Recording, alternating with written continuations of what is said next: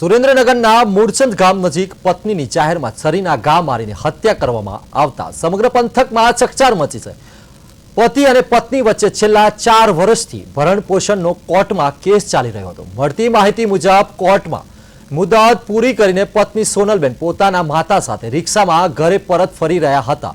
આ દરમિયાન પતિ રાજેશ કાંજીયાએ તેમનો પીછો કરી મૂળચંદ ગામ નજીક રિક્ષા રોકાવી હતી।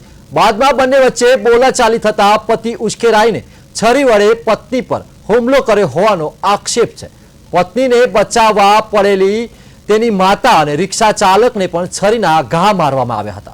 गंभीर रीते घवायेला त्रणेयनी सारवार माटे होस्पिटल खाते खसेडाया हता, ज्यां सोनलबेनने मृत जाहेर कराया हता। आणि घटनानी जाण थतां ज पोलीस तपास शरू करी आरोपीने झड़पी लेवामां अलग अलग टीमो दौड़ती करी छे। समग्र मामले पोलीसे वधु तपास हाथ धरी छे।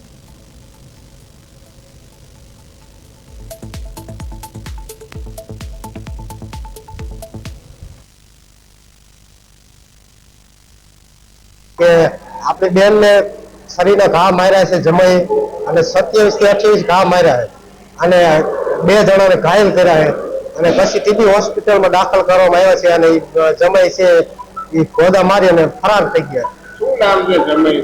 જમાઈનું નામ રાજેશ। અને મારવા પાછળનું કારણ શું હતું? એમને જૂનો કેસ હાલતો હતો, છૂટાછેડા બાબતનો કોઈ કેસ હતો એમને અને આવું 4 વર્ષથી આ કેસ ચાલુ છે। અને ઈજાગ્રસ્તમાં કોણ કોણ હતા?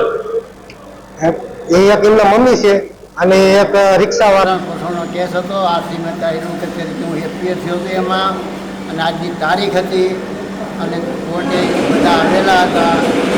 કોર્ટની તારીખ બતાવી, મને ઘરે મૂકવા આવ્યા, મને મૂકીને આ લોકો રિટર્ન થતા હતા। ત્યાર પછી આ બન્યું। એટલે શું બની ઘટના આખી? એ મને અત્યારે હું ટીવીમાં આવ્યો એના માટે કે શું બન્યું છે। કેટલા ટાઈમથી આ ભરણ પોષણનો દાવો હાલતો હતો? 2024થી।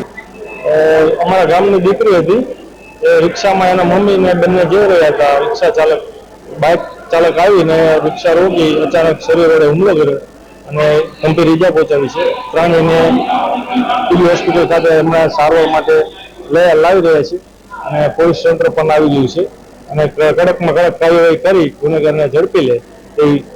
सोनलबेन का फैमिली कोर्ट के अंदर अपने पति के विरुद्ध दावा चल रहा था। वह कोर्ट मुद्दत से जब लौट रही थी तो मूलचंद रोड के ऊपर इनके पति राजेश भाई जेजा भाई कांजियाना ने इन पे हमला किया छरी से, और छरी से इनको लगभग 27 बार मारा गया, जिसके कारण यह मृत्यु का बनाव बना।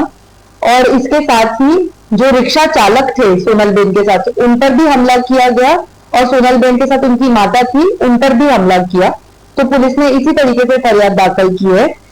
103(1), 109(1), 118(1), 123(2), 352, 351 मुजब Surendranagar B division police station के अंदर फरियाद दाखिल की।